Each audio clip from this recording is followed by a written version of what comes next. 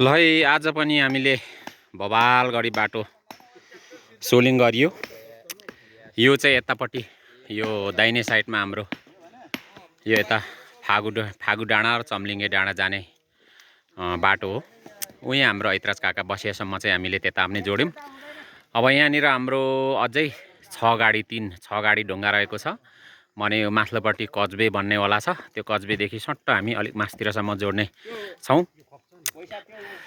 आज चाहिँ हामीले हाम्रो यो बाटोको सोलिङको लागि सहयोग थपमा चाहिँ हाम्रो जङ्ग माबो अथवा श्याम कुमार माबुङबाट चाहिँ 11,000 आइसकेको छ। र त्यसपछि हाम्रो प्रेमराज नेम्बाङ लुङाबाट पनि उहाँले एक दिन अस्ति श्रम गर्नुभएको छ। त्यसपछि थप आज फेरि रु 500 दिनुभएको छ। उहाँलाई पनि धन्यवाद र हाम्रो श्याम कुमार दाइलाई पनि धन्यवाद। यो आज चाहिँ हामी श्रममा त एकजना हाम्रो खेमबहादुर माबुङ तुम्बाको श्रममै हो। त्यसपछि हाम्रो सरोज मोरवाङ हाम्रो मिस्टर साने पनि आज श्रममै आएको हो। उसको त ऊ नि उसमा श्रममै आएको नि केटो श्रममा। त्यसपछि हामी अरू हामी चाहिँ रोजगारीमा थियौँ। हाम्रो बाजे हुनुहुन्छ चन्द्रपाल मोरवाङ, त्यसपछि सुभाष नेम्बाङ, कर्ण पुलामी जमानाको चाहिँ एकदम म्याराडोनाभन्दा खतरा फुटबल खेल्ने हाम्रो कर्ण पुलामी।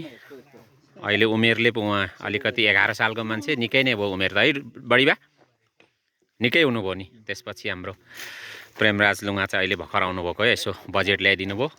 अनि हाम्रो लभली मौसम कहिले नगल्ने बिहान 10 बजी लागिदेखि 5 बजीसम्म यत्तिकै देखेकै केटोले हो। यो केटोले पनि आज बाटोको लागि श्रम गर्यो, यसलाई पनि धन्यवाद दिनुपर्छ। मेरो काइला बाजे, हामी त निरन्तर 16-17 दिन भयो होला है काइला बाजे, आज 12-13 दिन चाहिँ उहाँले श्रम गर्नुभयो। त्यसपछि चाहिँ हामी रोजमा भन्ने कुरो भयो। अनि हाम्रो जेठा बाजे पनि निरन्तर सुरुदेखि नै हाम्रो भोपाल मोरवाङ बाजे, ऐतराज मोरवाङ मेरो आफ्नै कान्छा काका, उहाँ पनि दिनमा यसो 1 घन्टा आधी घन्टा भए पनि आएर ठ्याक ठुकठुक दुलो टाल्ने कार्यक्रम सघाउनुहुन्छ। यो पनि एकदम राम्रो कुरो हो। बाटो लगभग हाम्रो मिसन पुरा हुनु लाग्यो है। अब चाहिँ लगभग हामी अब 1 दिनमा सक्छौँ कि भन्ने कुरो छ। तलबाट आउने यो ठाडो बाटोलाई टक्क यहाँबाट हामी कजवे बनाउँछौँ त्यहाँबाट पानी उता खोल्सीतिर कटाएर, त्यसपछि यहाँबाट यो शाखा रोडलाई पनि अलिकति अगाडिसम्म लगाइरहेछौँ। त्यसपछि हाम्रो मास्तिर अलिकति साँगुरी देखेकोसम्म हाम्रो ढुङ्गालाई सायद पुग्छ होला भन्ने चाहिँ हाम्रो अन्दाजी छ।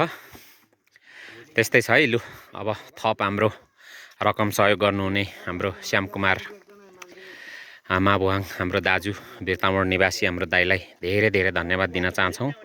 उहाँले रु 11,000 सहयोग गर्नुभएको छ। र आजै फेरि हाम्रो प्रेमराज नेम्बाङबाट पनि आज श्रममा आउनु भएन र उहाँले रु 500 र अस्ति 1 दिन श्रम सहयोग गर्नुभयो, त्यसको लागि धन्यवाद दिन चाहन्छौँ। र हाम्रो अर्को दिन चाहिँ हामी यो सोलिङलाई पुरा गर्ने लक्ष्यमा छौँ। तर खासै होला जस्तो छैन, किनभने ढुङ्गा अझै हामीसँग 6 गाडी जति स्टक छ। 6 गाडी ढुङ्गा 1 दिनमा लाउनु अलिक सकिँदैन, 6 ट्र्याक्टर। त्यसले गर्दाखेरि चाहिँ अब आजको लागि चाहिँ हाम्रो 5 बज्यो र बिदा लिन चाहन्छौँ हामी चाहिँ आजलाई।